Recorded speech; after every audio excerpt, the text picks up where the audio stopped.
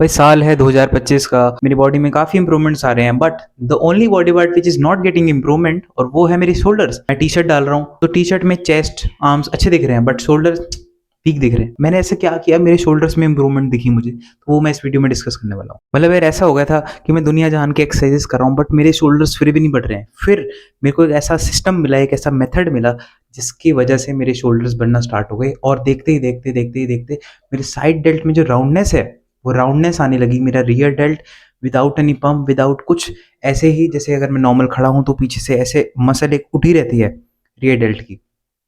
सो वो चीज़ मैंने कैसे अचीव करी वो सब इस वीडियो में बताऊंगा। और अब इस वीडियो को मैंने 3 पार्ट्स में डिवाइड करा है। एक तो अपना front dealt, rear dealt, side dealt. बात करते हैं अगर स्ट्रॉन्ग और ब्रॉड शोल्डर्स क्यों होने चाहिए।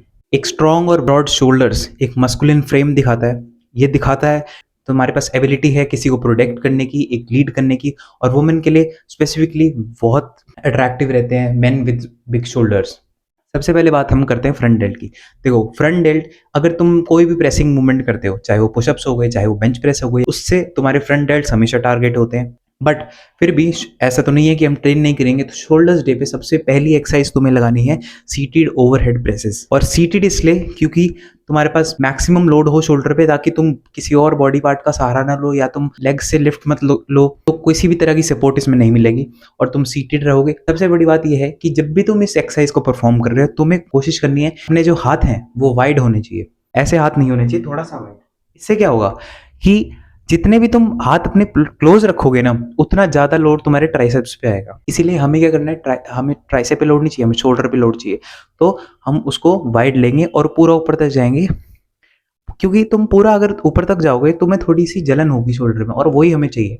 और मतलब मेरा तो शोल्डर डे ऐसा होता है कि मैं फर्स्ट एक्सरसाइज में ही बॉडी फिटिक हो जाती है, क्योंकि इतनी इंटेंसिटी के साथ ट्रेन करता हूँ मैं।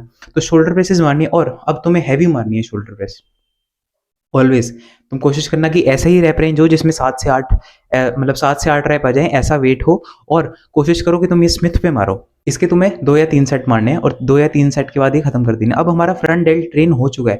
अगर तुम देखो प्रेसिंग मूवमेंट अच्छे से कर रहे हो ना, तुम्हें फ्रंट डेल्ट इतना आइसोलेट करने की जरूरत नहीं है, क्योंकि तुम कोई भी बॉडी बिल्डर देखो या कोई भी बंदा देखो जो जिम ज्यादा होगा, उसके फ्रंट डेल्ट्स ज्यादा प्रोमिनेंट होंगे उसकी रादर देन साइड डेल्ट या रियर डेल्ट से। और लोगों का ब्रॉड शोल्डर्स का मतलब ही क्या है, big side delts and big rear delts.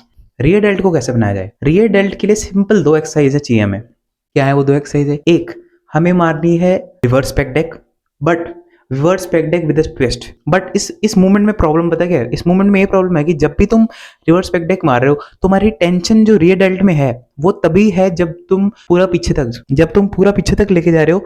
Tension तभी है रियर डेल्ट में, वरना ओवर द मोशन इतनी टेंशन है ही नहीं। तो अब इस टेंशन को क्रिएट करने के लिए क्या किया जाए?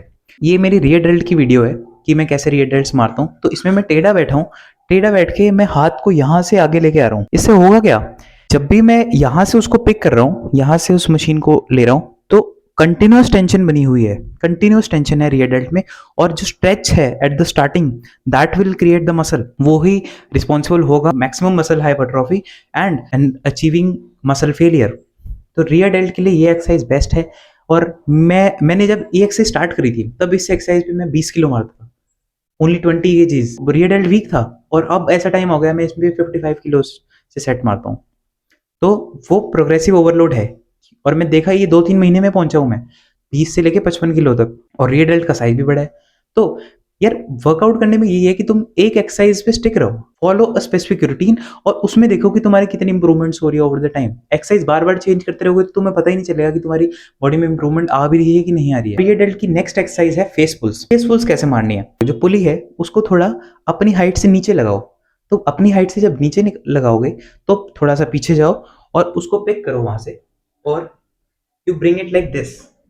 जब तुम बैक डबल बाइसेप पोज करते हो, जैसे डबल बाइसेप्स पोज करते हो, उस पोजीशन में तुम्हें अपने आर्म्स को लेके आना है। अब तुम्हें करना क्या है कि तुम प्रेफरेबली अगर तुम इसमें ड्रॉप सेट मारोगे ना तो बहुत मजा आएगा। तो इसके 2 सेट्स मारने, ड्रॉप सेट है। अब आते हैं सबसे मेन, साइड डेल्ट्स। और मेरे को पता है कि तुम बहुत ईगर हो सुनने के लिए कि यार साइड डेल्ट्स कैसे बनाए। तो यार साइड डेल्ट्स की सिंपल सी बात है, तुम्हें एक तो एक्सरसाइज सिलेक्शन पे बहुत ध्यान देना है। लैटरल रेसेस गुड एक्सरसाइज है, बिल्कुल बहुत अच्छी एक्सरसाइज है, बट द प्रॉब्लम इज तुम सिर्फ ऊपर जाके ही है टेंशन, सिर्फ यहाँ पे जब तुम उसको रोक रहे हो तभी टेंशन है। और क्या होता है कि बहुत लोगों को फॉर्म नहीं आती लैटरल रेजेस की। तो एक्सरसाइजेज हैं साइड डेल्ट के लिए, ये तुम्हें शायद पता नहीं होगा, but these are the best. अब कैसे मैं एक्सप्लेन भी करूंगा बेस्ट कैसे हैं और एक्सरसाइजेज हैं क्या वो भी बताता हूँ। पहले तो हो गई एलयू रेजेस, एक वेट लिफ्टर है, उनके नाम पर ये रेजेस रखे गए हैं। तो वो क्या करते थे अपनी शोल्डर की स्ट्रेंथ और मोबिलिटी के लिए, ताकि शोल्डर्स में क्योंकि वेट लिफ्टिंग जब वो करेंगे तो उसको ऐसे ऊपर लाना है और ऐसे ऊपर लेके जाना है वेट को, तो अपनी शोल्डर की उस स्ट्रेंथ को बनाने के लिए, जैसे ये पकड़ लिया यहाँ से डंबल, यानी डंबल या प्लेट, तो ब्रिंग इट स्ट्रेट, स्ट्रेट उसको लेके आना है और फिर ऊपर तक लेके जाना है, उसको स्ट्रेट लेके जाना है, फिर वहां से ऊपर भी लेके जाना है, ठीक है। तो इससे क्या होगा कि तुम्हारी कांस्टेंट मसल टेंशन तो रहेगी, बट ऊपर जाके एक बर्निंग सेंसेशन भी फील होती है अगर तुम अच्छे से करते हो एक्सरसाइज। तो एलयू रेजेस ऐसे परफॉर्म करने हैं। सेकंड एक्सरसाइज क्या है, देखो जब हम लैटरल रेजेस मार रहे हैं तो हमारी क्या टेंशन यहाँ है, सिर्फ ऊपर ही टेंशन है। तो अब क्या होगा कि अगर मैं इस टेंशन को थ्रू आउट द रेंज बना दूं, अगर मेरी टेंशन यहां से स्टार्ट होकर पूरा ऊपर तक है, तो उससे बढ़िया तो कोई बात ही नहीं है। अब वो कैसे होगा, या तो तुम केबल पे करो, या तो तुम केबल लगा लो और केबल अपने वेस्ट के हाइट पे लगाओ, वेस्ट के हाइट पे केबल लगा के उसके बाद तुम उसको ऊपर लेके जाओ, तो भी टेंशन बनेगी, बहुत अच्छी टेंशन आएगी। बट मैं पर्सनली क्या करता हूँ, मैं थोड़ा लीन हो जाता हूँ। अब मैं दीवार में थोड़ा लीन हो गया हूँ, अब मैं यहाँ से डंबल उठाता हूँ और डंबल उठाता हूँ और ऊपर तक, थोड़ा सा और ऊपर जा, यहाँ तक, ठीक है। और ये तो क्या हुआ कि जैसे ही मैंने यहाँ से डंबल उठाया, मेरी कंटिन्यूस टेंशन है through out the motion, through out the motion जहां तक है, चाहे जब मैं ऊपर जा रहा हूँ चाहे नीचे आ रहा हूँ, कंटिन्यूस टेंशन है साइड डेल्ट पे। कोशिश करो मैक्सिमम मसल फेलियर हो, कोशिश करो कि यार तुम वेट थोड़ा हैवी लो, मतलब कि जब तक तुम हैवी वेट नहीं लोगे ना तब तक तुम भूल जाना यार तुम जिम में प्रोग्रेस करने वाले हो।